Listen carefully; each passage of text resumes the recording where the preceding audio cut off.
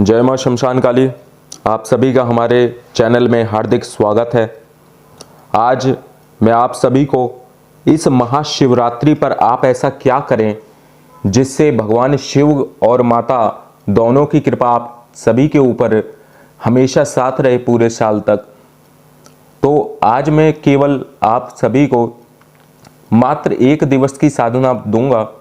आप महाशिवरात्रि पर प्रदोष काल अर्थात सायंकाल से इस मंत्र का जाप कर सकते हैं, और जिसको दिन में समय मिलता है वह दिन में भी इस मंत्र का जप 11 माला कर सकता है।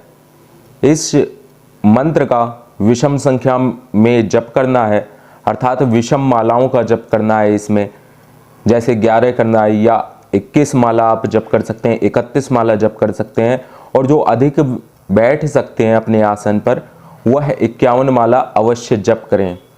तो आज मैं भगवान शिव का इस महाशिवरात्रि पर ऐसा मंत्र देने जा रहा हूँ जिसके माध्यम से धन लाभ और साथ ही साथ में व्यक्ति के जीवन में उसका जो स्वाधिष्ठान चक्र होता है वह शक्ति युक्त ऊर्जावान हो जाता है। भगवान शिव और शक्ति दोनों की कृपा उसके साथ में हमेशा रहती है। और साथ ही साथ में भगवान शिव के विषय में एक बात मैं आप सभी को बता देना चाहता हूं कि भगवान शिव हमेशा अभिषेक के माध्यम से प्रसन्न होते हैं। तो आप जब भी आप शिव साधना करें तो पहले भगवान शिव का अभिषेक अवश्य करें, और जितने दिनों तक आप भगवान शिव की साधना करना चाहते हैं उतने दिनों तक आपको भगवान शिव के ऊपर अभिषेक करते रहना चाहिए। भगवान विष्णु जो होते हैं वो स्तुति मात्र से प्रसन्न हो जाते हैं। माता जो होती हैं वह अर्चना से प्रसन्न होती हैं, पूजा से प्रसन्न होती हैं, नाना प्रकार की नैवेद्यों को समर्पित करके देवी की को प्रसन्न किया जाता है।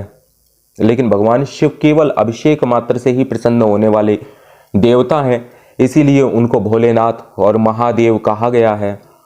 और भगवान शिव के अंदर विशेषता यह है कि वह समस्त तंत्रों के ज्ञाता हैं, और जिस प्रकार गुरु अपने शिष्य की निष्ठा, श्रद्धा और भक्ति इन सभी विषयों की परीक्षा लेते हैं, उसी प्रकार से भगवान शिव भी अपने भक्तों की निष्ठा, श्रद्धा, भक्ति, भावना इन सभी चीज़ों की परीक्षा अवश्य लेते हैं, क्योंकि भगवान शिव सभी गुरुओं के भी गुरु हैं। तो आज मैं आप सभी को जो मंत्र दे रहा हूं उसका विधि विधान भी पूर्ण रूप से बताने जा रहा हूं। इस साधना को आप अपने घर में भी कर सकते हैं, और अगर आप देवालय में शिवलिंग के पास इस साधना को करेंगे तो और भी अधिक इसका फल होगा। अधिक जाप आप शिवलिंग के पास ना कर पाएं तो 1 माला अवश्य मंदिर में जाकर इस मंत्र का जप करें। उसके बाद में 11 माला, 21 माला या 31 माला अथवा 51 माला अपने घर में आकर के आप इस मंत्र का जप करें। तो इससे 1 दिन में ही भगवान शिव की कृपा और स्वाधिष्ठान चक्र में आपकी ऊर्जा स्थापित हो जाएगी। आपको संकल्प लेना है कि हे भगवान शिव और माता पार्वती, मैं आप दोनों की सामूहिक शक्ति को अपने स्वाधिष्ठान चक्र में स्थापित करने के लिए 11 माला मंत्रों का जप कर रहा हूँ गुरुदेव की आज्ञा से। ऐसा कहते हुए आप अपने हाथ में जल, अक्षत और पुष्प जो भी है वह सामग्री जमीन पर गिरा देंगे। इसके पश्चात में आप रुद्राक्ष की माला से यह जप करेंगे जो मैं अभी आपको दूंगा। आप सभी मंत्र को ध्यानपूर्वक सुने और लिख लें, क्योंकि यह शिवरात्रि महारात्रियों में शामिल होती है, और शिवरात्रि की रात में जागना बहुत आवश्यक होता है, क्योंकि साल भर में अनेकों रात्रियां आती हैं जो कि महानिशा कहलाती हैं, जैसे शिवरात्रि, कृष्ण जन्माष्टमी, नवरात्रि और अहोरात्रि। तो इस प्रकार से इन रात्रियों में जो व्यक्ति जागता है उसके पास में साल भर धन की किसी भी प्रकार से कमी नहीं हो सकती है।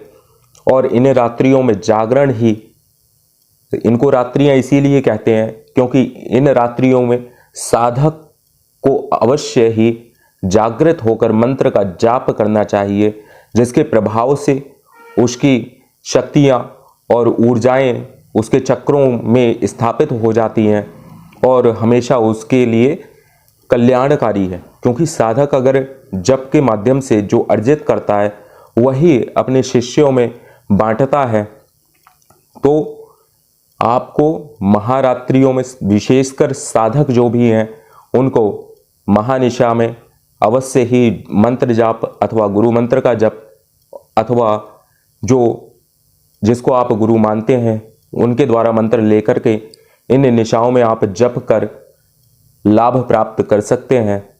और अब मैं आप सभी को माता शिव और पार्वती का सामूहिक अर्धनारीश्वर मंत्र देने वाला हूं, जिसकी शक्तियां अद्भुत हैं और विशेष प्रभावशाली मंत्र है यह।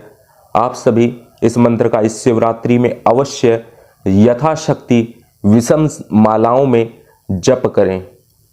मंत्र है ओम वम वम वम ह्रौम ह्रीम अर्धनारीश्वराय ह्रीम ह्रौम वम वम वम फट।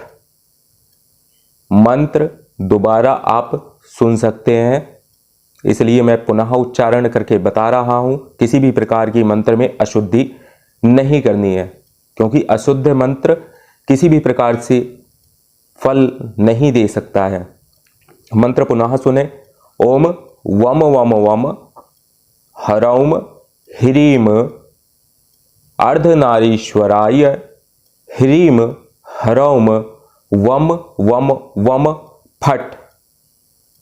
तो यह पुरुष प्रकृति का मंत्र है और इस मंत्र को कोई भी व्यक्ति केवल इस महाशिवरात्रि को अगर जप करता है तो दीर्घकालीन जिसको प्रेत बाधाएं हैं या किसी भी प्रकार से धन का अभाव है, उसकी विद्यार्थी वर्ग अगर है तो वह किस प्रकार इसका लाभ ले सकता है। उसके जैसे कमजोरी या आलस्य आता है उसको पढ़ाई करने में, तो अगर वह भी 11 माला इस मंत्र का जप करेगा तो उसके शरीर में भी एक अद्भुत ऊर्जा उसके स्वाधिष्ठान चक्र में स्थापित हो जाती है। अगर आप इसका संकल्प भी ना लें, बिना संकल्प के भी माला करें, तो अवश्य ही आपको इस मंत्र का विशेष लाभ होगा, क्योंकि यह है अर्धनारीश्वर भगवान शिव और शक्ति का एक सिद्ध मंत्र है। इस मंत्र को आज मैंने आप सभी को इस महाशिवरात्रि के लिए प्रदान किया है। आप प्रदोष काल में, हर माह के प्रदोष काल में भी इस मंत्र का 11 माला जप करके अथवा 1 माला जप करके भी लाभ प्राप्त कर सकते हैं।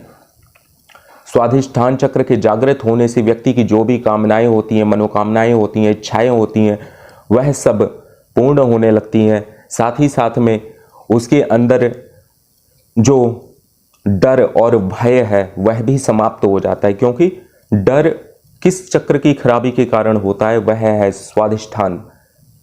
कहते हैं देवी अभय प्रदान करती है और गुरु भी अभय प्रदान करता है इस मुद्रा में, यह अभय मुद्रा है।